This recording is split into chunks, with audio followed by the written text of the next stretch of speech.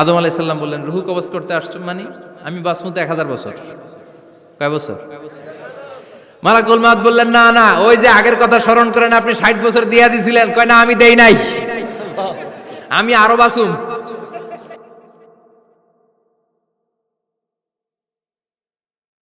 পৃথিবীতে একজন মানুষই শুধু জানতেন যে তিনি পৃথিবীতে কতদিন বাঁচবেন, সেটা হচ্ছে সাইয়েদনা আদম আলাইহিস সালাম। ওনাকে বলে দেয়া হয়েছিল, উমরুকা আলফু সানা, তুমি পৃথিবীতে বাঁচবে 1000 বছর।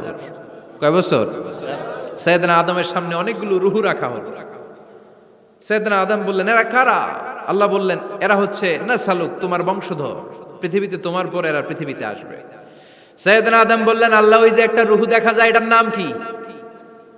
আল্লাহ বললেন, হাদা ইবনুকা দাউদ, এটা তোমার ছেলে দাউদ, সে দুনিয়াতে নবী হয়ে আসবে, তার ছেলে সুলাইমানও নবী হয়ে আসবে।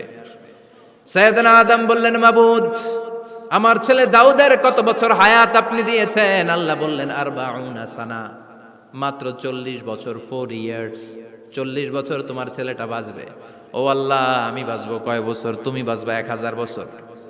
সুবহানাল্লাহ। সাইয়েদনা আদম বললেন, মাবুদ, এত ফুটফুটে সুন্দর আমার ছেলে দাউদ, মাত্র 40 বছর দিলেন কেন? জিদ মিন উমরিহি, বাড়ায়া দেন। কি করেন? সুপারিশ করতেছে পোলার লাইগা। কে? বাবা। আল্লাহ, আপনি বাড়ায়া দেন। আল্লাহকে বাড়ানো যাবে না, লেখা হয়ে গেছে। রুফিআতিল আকলাম ওয়া জাফফাতিস সুহুফ, কলম তুলে নেওয়া হয়েছে আর কালি শুকায় গেছে, আর কিছু করা যাবে? সাইয়েদনা আদম বললেন, মাবুদ, আমার 1000 বছর কেন দিলেন? আমার এই সুন্দর ফুটফুটে ছেলেটারে মাত্র শুধুমাত্র 40 বছর কেন দিলেন? ও মাবুদ, আমার 1000 বছরের দরকার নাই, আমার 1000 বছর থেকে 60 বছর আমি আমার ছেলেরে দিয়ে দিলাম। দাউদ আলাইহিস সালাম বাঁচবে 40 বছর, তো বাপ আদম যদি আরো 60 দেয়, 40 আর 60 মিলে কত হয়? 100। ভালো হিসাব বোঝে, 100।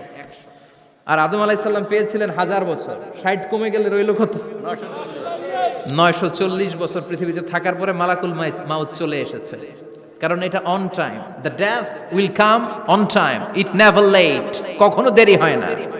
আল্লাহ বললেন, লিকুল্লি উম্মাতিন আজালুন ফাইদা জাআ আজালুহুম লা ইস্তাখিরুনা সাআতান ওয়া লা ইস্তাকদিমুন। মৃত্যুর একটা নির্ধারিত সময় আমি বেঁধে দিয়েছি, অন টাইম। অন টাইমেই চলে আসে, 1 সেকেন্ড আগেও আসবে না, 1 সেকেন্ড পরেও আসবে না। 940 বছর বয়সে মালাকুল মাউত এসে হাজির, এসে বলল, জিইতু আন আকবাদা রূহাক, রূহ কবজ করতে আসছি। আদম আলাইহিস সালাম বললেন, রূহ কবজ করতে আসছো মানে? আমি বাঁচবো তো 1000 বছর। কয় বছর? মালাকুল মাউত বললেন, না না, ওই যে আগের কথা স্মরণ করেন, আপনি 60 বছর দিয়া দিছিলেন। কয় না, আমি দেই নাই, আমি আরো বাঁচুম, আরো 60 বছর পাওনা আছি, আমি দেই নাই। মালাকুল মাউত বললেন, আপনি দিয়েছেন? আদম বলে, দেই নাই। মালাকুল মাউত বলে, আল্লাহ, ঘটনা দেখেন। দিয়া কয়, দেই নাই। আল্লাহ কয়, থাক, কথা কইস না, আয়া পড়। সুবহানাল্লাহ পড়েন। নাসিয়া আদম ফানাসিয়া বানু, ভুলে গেছেন উনি। আমরা ভুলে যাই, আমরা খেয়ে বলছি খাই নাই, নিছিলাম পকেটে, কয় নেই নাই। এরকম ডাকাইত আছে না নাই? নাসিয়া আদম ফানাসিয়া বানু, বিশ্বনবী বললেন, আদম ভুলেছে তো তার সন্তানরাও ভুলে যায়।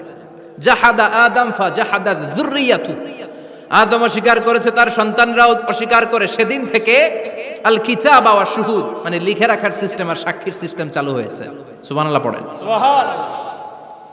940 বছর বয়সে মালাকুল মাউত এসে আদম আলাইহিস সালামের রূহ নিতে পারে নাই। উনি 1000 বছর যখন হয়েছে তখন এসে সাইয়েদনা আদম আলাইহিস সালামের রূহ কবজ করেছে।